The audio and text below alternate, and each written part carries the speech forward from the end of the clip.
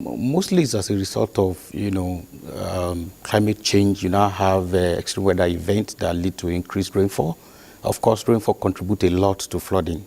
Other factors could be there, but without rainfall, those factors, of course, rainfall is a major cause of why we're having flooding. And that is why it's important to first brace ourselves with the annual, prediction.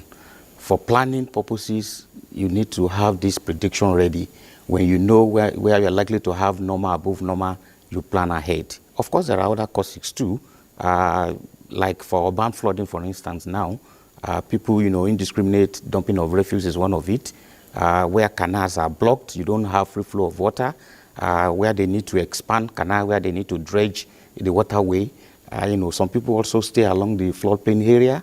Of course, we need to identify, carry out a study of what is actually the cause, because it varies from city to city, like I mentioned earlier. So for places where people are living in the floodplain area, we need to move them out of that place.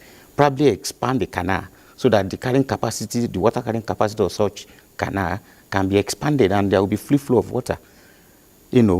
Of course, we need to also sensitize people so that indiscriminate dumping of refuse, like in urban cities where you see people dumping when they see rain, when rain comes, they start dumping refuse and all that, in their gutter.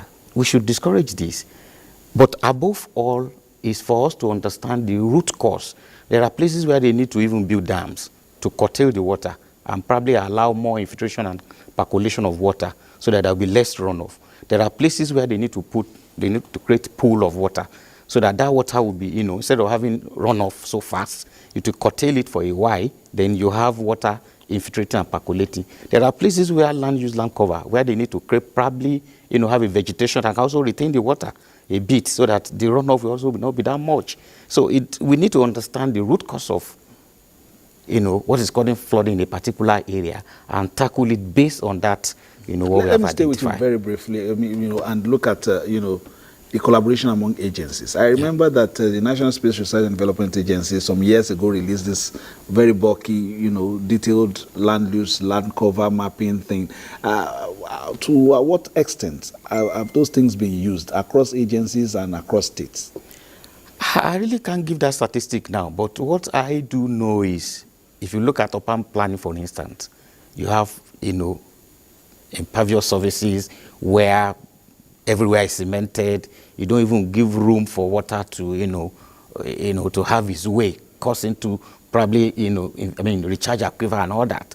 So when you have more of water as a runoff, of course, what it will lead to is, is flooding. So there should be more of urban planning. There should be more of collaboration with all these agencies so that whatever we have identified as the root cause from agency A, agency B collaborate together. Like, he said earlier that there's already a national, plan. Execution of all these recommendations too is also a key factor, because you have put experts together who have brainstormed and come up with all these recommendations. This recommendation can go a long way to, solve some of these problems at the national level.